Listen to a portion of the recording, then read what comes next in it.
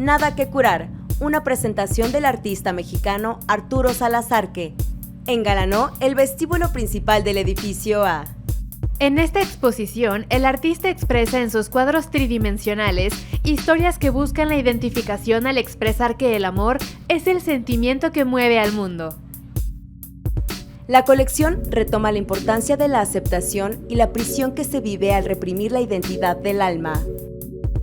Al referirse a un tema de derechos humanos, de vida, de amor y de dignidad, es imprescindible aprender a respetar y educar para quitar estigmas y prejuicios.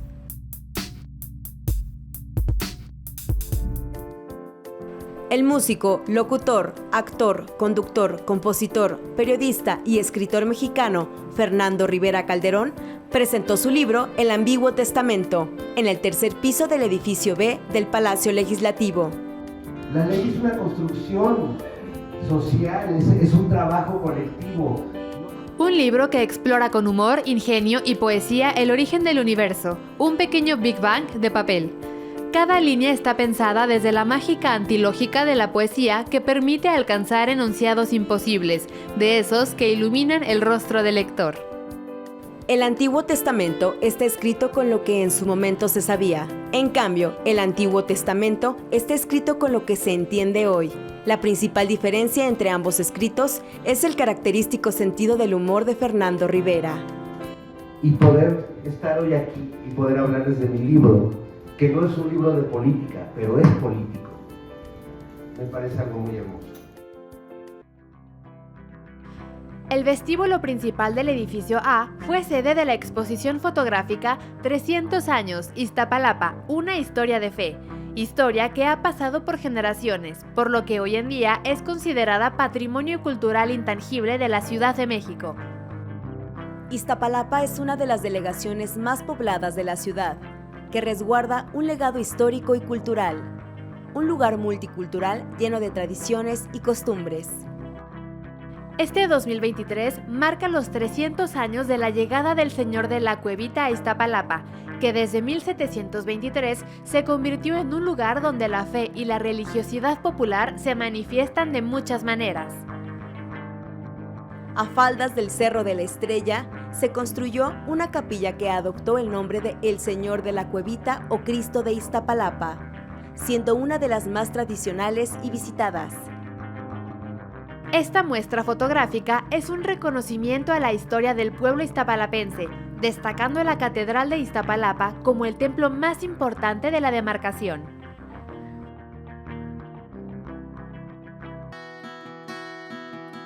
Artesanos del estado de Hidalgo, de la alcaldía de Xochimilco de la Ciudad de México, se presentaron en la Cámara de Diputados, con las exposiciones Amantoli y El Maguey, Futuro de la Economía Nacional, para deleitarnos con sus obras.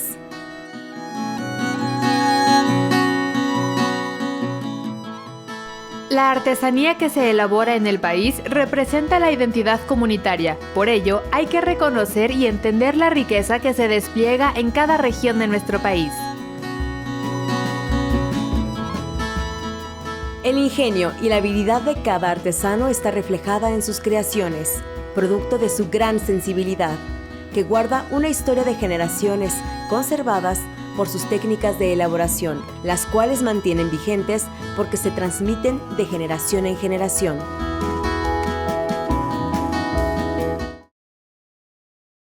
Se realizó la reinauguración de la librería Educal Palacio Legislativo, espacio que cuenta con 16.776 ejemplares en temas diversos. Esta librería fue fundada al mismo tiempo que el Palacio Legislativo de San Lázaro, con el objetivo de diseñar, fabricar, importar y exportar material didáctico vinculado a las actividades del sector educativo nacional. Hoy es un espacio dedicado a la lectura al aire libre, la cultura y el conocimiento para el mayor disfrute de todas las personas en la Cámara de Diputados.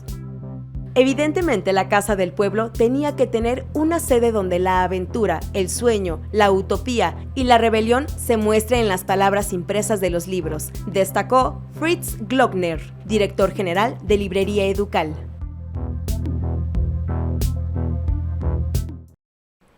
El Consejo Editorial y el Espacio Cultural San Lázaro presentó el libro El Museo Nacional de 1825 a 1876, Organigrama Histórico, de los investigadores Claudia Guerrero Crespo, María Hernández Ramírez, Ignacio Rodríguez García y Octavio Martínez Acuña. El antiguo Museo Nacional, poseedor y heredero de las primeras colecciones de antigüedades, manuscritos, códices y reliquias históricas, es un tesoro, y todos estos objetos se han acopiado desde las últimas décadas del periodo virreinal en este inmueble que hoy ocupa el Museo Nacional de las Culturas del Mundo, sede de las colecciones que prácticamente contribuyeron al establecimiento de los museos nacionales y regionales en el país. El libro acerca al conocimiento del primer museo existente en México. Cabe destacar que el próximo 18 de mayo se celebrará el Día del Museo.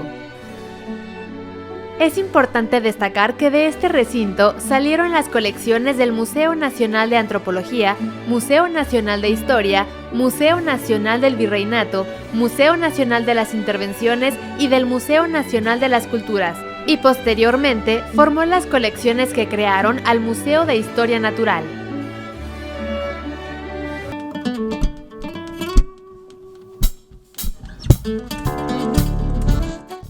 Con motivo de la clausura del segundo periodo ordinario de sesiones, se presentó el concierto de primavera Re Liao and Friends Flamenco Jazz.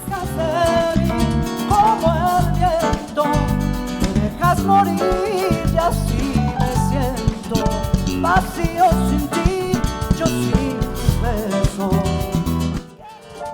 Directo de Monterrey y conformado por Gerardo Amezquita en la guitarra, Pablo Eduardo Cerda al piano, Roberto Cantú en el saxofón y flauta, Ángel Rodríguez en canto y baile, y María José Valdés y Andrea Estea en el baile. Deleitaron al público que asistió al Auditorio Aurora Jiménez, con sus coreografías y fusión extraordinaria de jazz y flamenco.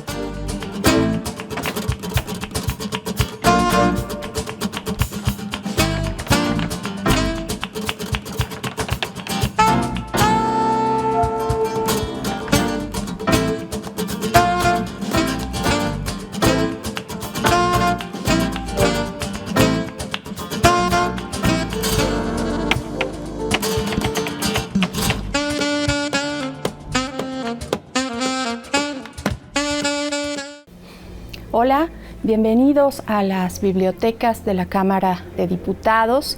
Me da mucho gusto darles la bienvenida hoy para hablarles de una autora mexicana, de una poeta, de una maestra muy querida, Dolores Castro. Ella nació el 12 de abril de 1923, por lo cual estamos celebrando el centenario de su natalicio. Y es para mí un gran gusto hablar de ella, ya que no solo es una poeta con una obra extraordinaria, también es una gran polígrafa. Ella escribió ensayo, escribió una novela y es autora de cerca de 20 libros de poesía. En primer término, quiero recomendarles la lectura de esta antología de poesía, Río Memorioso, que fue editada y publicada por la Universidad Autónoma de Aguascalientes en 2009 y que incluye la gran mayoría de su poesía, cerca de los 20 libros que escribió de poesía, y es una antología que al final también incluye la novela que escribió, que es La ciudad y el viento. La ciudad y el viento originalmente fue publicada en 1962. Y bueno, quiero recordar que Dolores Castro fue parte del grupo conocido como los 8 poetas mexicanos, entre los cuales se encuentran otros importantes autores como Roberto Cabral del Hoyo o Rosario Castellanos. Es importante mencionar que Dolores Castro fue una gran amiga de Rosario Castellanos. Entre las dos hubo una amistad de toda la vida, porque pues estudiaron juntas desde tercero de secundaria. Y bueno, también quiero recomendarles otros títulos que están en la Biblioteca Legislativa. Uno de ellos es esta antología, Gota iridiscente que salpica, que es una de las muchas antologías que incluyen los acervos de las bibliotecas. Y también dos títulos que se encuentran en la Biblioteca General, ubicada en Tacuba 29, en el Centro Histórico. Uno de ellos es esta antología, una antología publicada por Conaculta en 1992 y pues tiene como hilo conductor los principales temas abordados por la poeta. También quiero recomendarles, entre los títulos que se encuentran en la Biblioteca General, esta, que es también una antología, Sonar en el silencio, uno de los títulos más recientes de Dolores Castro, publicado en 2000, editado por el ISSSTE. También tenemos obra acerca de ella. Uno de estos títulos es Crecer entre ruinas, de Mariana Bernardes. Esta es una serie de ensayos muy interesantes que retoman la voz directamente de Dolores Castro. Es decir, analizan, pero también retoman la voz de la poeta. Y finalmente, les quiero recomendar Árboles Ocultos, que es una antología de textos de varios poetas. Es un homenaje a la figura de Dolores Castro.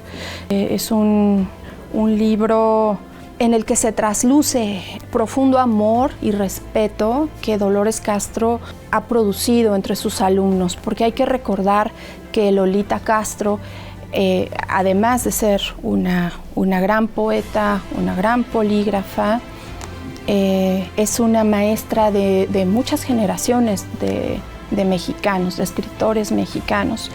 Y creo que hay que resaltar el hecho de que es una poeta de una enorme generosidad hacia la juventud. Así que pues también les invito a leer lo que se ha producido, lo que se ha escrito acerca de su obra, que se encuentra en las bibliotecas de la Cámara de Diputados. Les invitamos a consultar el acervo de las bibliotecas de la Cámara de Diputados. La Biblioteca Legislativa se encuentra en San Lázaro, en el Palacio Legislativo, y la Biblioteca General del Congreso de la Unión se encuentra en la calle Tacuba 29, en el Centro Histórico de la Ciudad de México. Bienvenidas, bienvenidos. Vamos a observar que tiene una base rectangular con unos semicírculos a los lados y que tiene un trabajo de un punzoneado muy bello, muy fino. Es decir, que el artista que hace esta pieza le dedica un tiempo. No es nada más hacerla por hacerla. Tiene un mensaje. Recordemos que la democracia se funda en Grecia. Entonces también nos remite a esta parte, a la democracia. El centro de este gran tintero, de esta escribanía, tenemos una ánfora. En algunos momentos las ánforas se utilizaron como urnas para recibir los votos. Entonces, tenemos en esta urna ese mensaje también de que los que están trabajando como diputadas y diputados fueron electos por el voto del ciudadano mexicano, de la ciudadana mexicana. Esta pieza que se encuentra aquí y que es la que ustedes están observando, está en la sala 4 del Museo Legislativo Sentimientos de la Nación. En el Salón de Sesiones tenemos otra pieza que hizo don Rubén Ovadia en 1994. El 24 de octubre de 1994, la diputada María de los Ángeles Moreno, presidenta de la Gran Comisión, puso a salvaguarda, donó al museo esta pieza, que es la original. Así que la pieza que utilizan en el Salón de Sesiones, que es otra pieza maravillosa que copia, que es un símil de esta pieza, pues la hizo don Rubén Ovadia, que en su momento era un centro joyero en el centro de la Ciudad de México, ahí en la Plaza de la Constitución, y él la hace con todos los detalles, la reproducción que él genera. Tan así que todos creemos que es la original. Cuando fue el incendio en 1989 del Salón de Sesiones y que se consumió en su totalidad y fue una pérdida terrible para el trabajo que había realizado el arquitecto Pedro Ramírez Vázquez, esta pieza junto con los ánforas se encontraban en resguardo adentro de una caja fuerte. Por eso no sufre ningún daño, por eso no se deteriora. Afortunadamente estaba ahí. El Congreso se traslada al Centro Médico y ahí se traslada también esta pieza. Ahí está salvaguardando el trabajo legislativo. En algunas ocasiones también aquí en el Auditorio Aurora Jiménez de Palacios nos la han pedido y se la han llevado para que sesionen con ella. Para que ustedes puedan admirar esta hermosísima pieza, la 63ª legislatura mandó a crear una obra monumental de ella y está en la Plaza Legislativa del Palacio Legislativo de San Lázaro. Su creador fue el escultor Francisco Javier Vázquez Menchaca.